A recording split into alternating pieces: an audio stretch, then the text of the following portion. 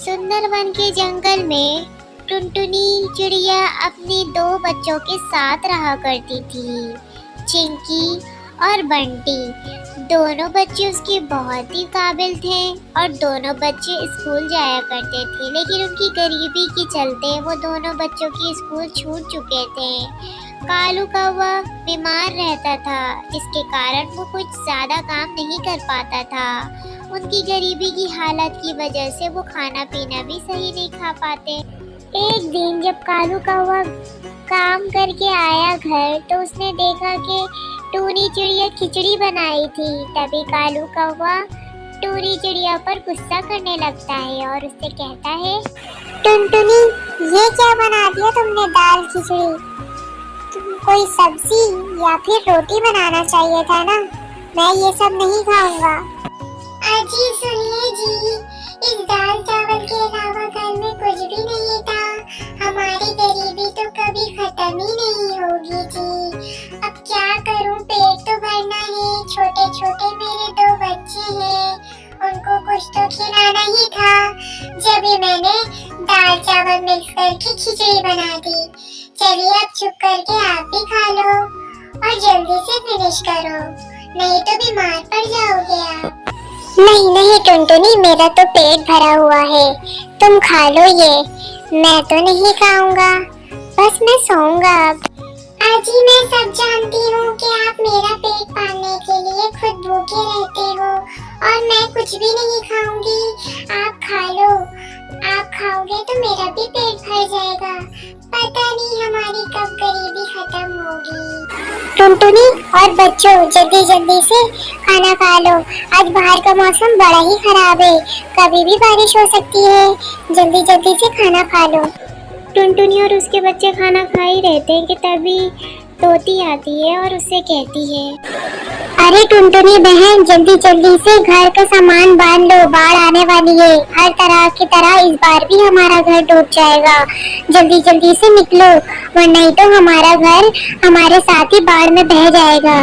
जल्दी जल्दी से अपना सारा सामान बांध लो, मैं चलती हूँ। अब इसी तरह तेज बारिश में टूनी चिड़िया का घर इस बाढ़ में बह जाता है और टूनी चिड़िया भी बहुत ज़्यादा गीली हो जाती है।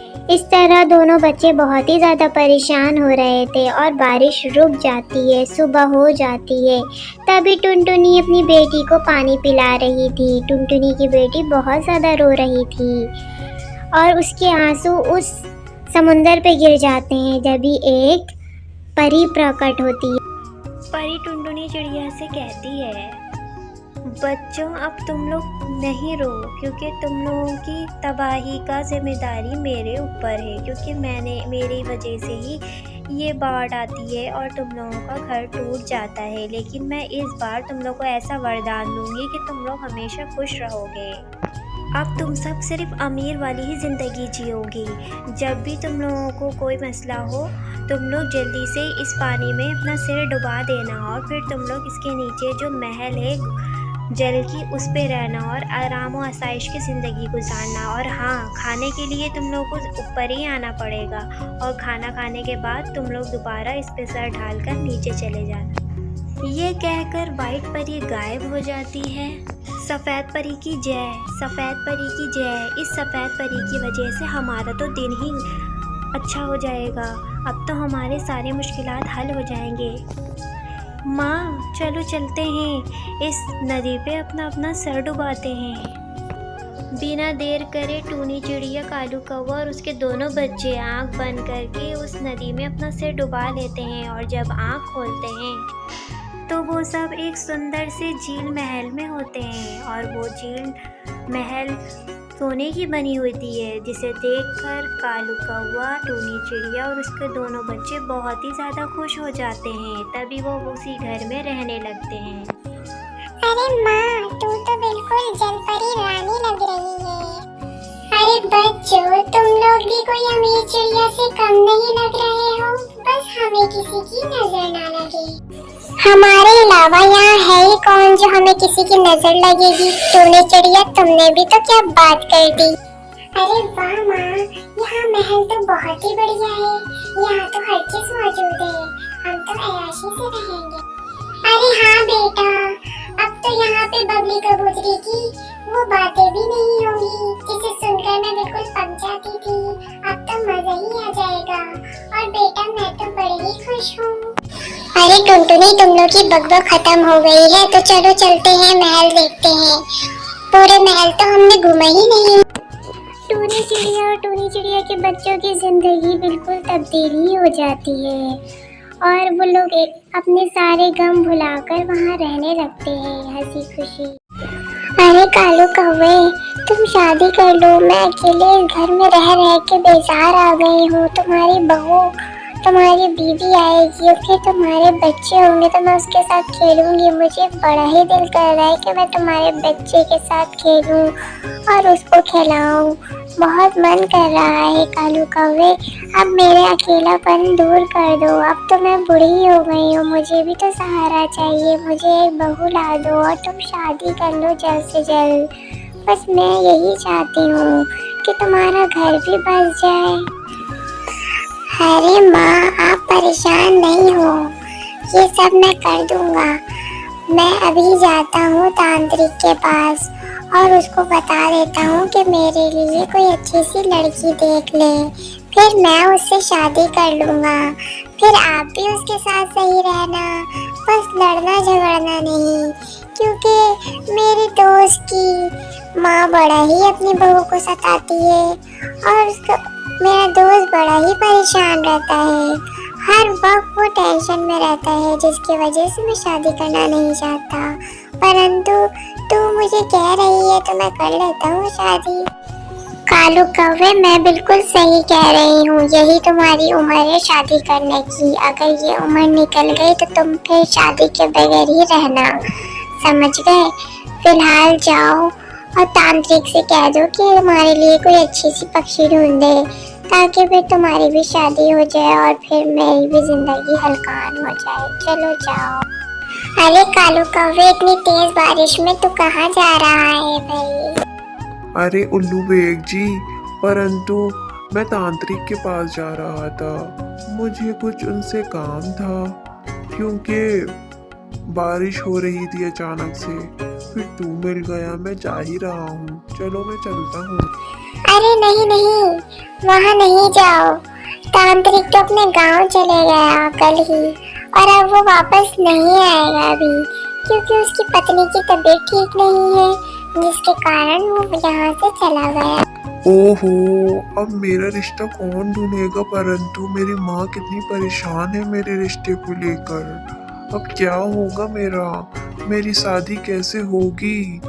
उल्लू बेग जी, आपके पास कोई अच्छी लड़की हो मेरी तरह तो फिर आप मुझे बताना, मैं उससे शादी कर लूँगा, क्योंकि मेरी माँ बड़ा ही परेशान है, अकेले रह के बोर हो गई है। अरे कालू कौवे, तुम चिंता ना करो। अभी मैंने कल ही बगल वाले जंगल में एक बहुत ही अच्छी लड़की देखी थी, क्योंकि मैं भी एक अपने दोस्त की बेटी की शादी ही करवाया हूँ। उस लड़की को मैं तुम्हारे पास भेज दूंगा और फिर तुम उससे शादी कर लेना। पहले मैं उस लड़की से बात कर लूँ, बहुत ही अच्छी है और बहुत ही सुशील है वो लड़की। हाँ हाँ ठीक है उल्लू बेग जी, आप उसको मेरे पास भेज देना। सुंदरवन के जंगल में टूनी चिड़िया अपने पति बुलबुल कबूतर के साथ रहा करती थी। टूनी चिड़िया एक मेहनती किसान थी और अपने खेत का बहुत ज़्यादा ख्याल रखती थी। वो नया नया बीज बैगन के बोई थी। टूनी चिड़िया अपने पति का भी बहुत ज़्यादा ख्याल करती थी, क्योंकि उसका पति कोई भी भारी सामान नहीं उठा सकता। उसे एक बहुत बड़ी बीमारी थी, ना वो इतना खास चल सकता था और ना ही कोई मेहनत कर सकता था। जब भी टूनी चिड़िया अपने पति का बहुत ख्याल रखती थी और घर के पालन पोषण के लिए एक किसान के काम भी करती थी और अपना कारोबार भी करना शुरू कर दी थी। बैगन के बीज नए बोई थी। वो चाहती थी कि बैगन हो जाए ताकि वो बैगन बेचकर अपने घर और अपने सब चीज़ का ख्याल रख सके। अरे टूनी, मुझे जो बैगन के बीज मिले थे तुमने क्या अपने खेत में बो दिए? कुछ हुआ या नहीं? सुनिए जी, आप ये सब की फिक्र नहीं करिए, आपकी तो तबीयत भी ठीक नहीं, मैं सब कर लूंगी, आप ये सब की चिंता ना करिए। वैसे तो मैंने बैगन के बीज कल ही रात को बो दिए थे और आज सुबह सुबह पानी भी डाल कर आई हूँ। अब देखिए क्या होता है। परंतु टूनी चिड़िया और लूसी कबूतर के कोई भी बच्चा ना था। जब भी टूनी चिड़िया बड़ी ही परेशान रहती थी क्योंकि उसके बुढ़ापे का कोई भी सहारा ना था। सुनिए जी, आप यहीं आराम करिए, मैं आपके लिए दवाई और दाना पानी का इंतजाम करके आती हूँ। इसी तरह वक्त गुजर जाता है और चंद माह गुजरने के बाद जब टुनटुनी अपने खेत में आती है तो देखती है इतने सारे बैगन हो गए थे और पूरे बैगन से हरा भरा खेत था। सभी पक्षी उसके बैगन को देख ही रहे थे और टूनी चिड़िया भी देख रही। अरे वाह, बंटी कबूतर के बीच ने तो जादू ही कर दिखाया। चंद माह में ही मेरे पूरे बैगन की खेत हो गई और पूरी जगह बैगन ही बैगन छा गया। अब तो मैं इतनी अमीर हो जाऊंगी और मैं सबका ख्याल भी रखूंगी। अब तो ये सारे बैगन तोड़कर मैं मार्केट में जाकर बेच दूंगी और रातों रात अमीर हो जाऊंगी।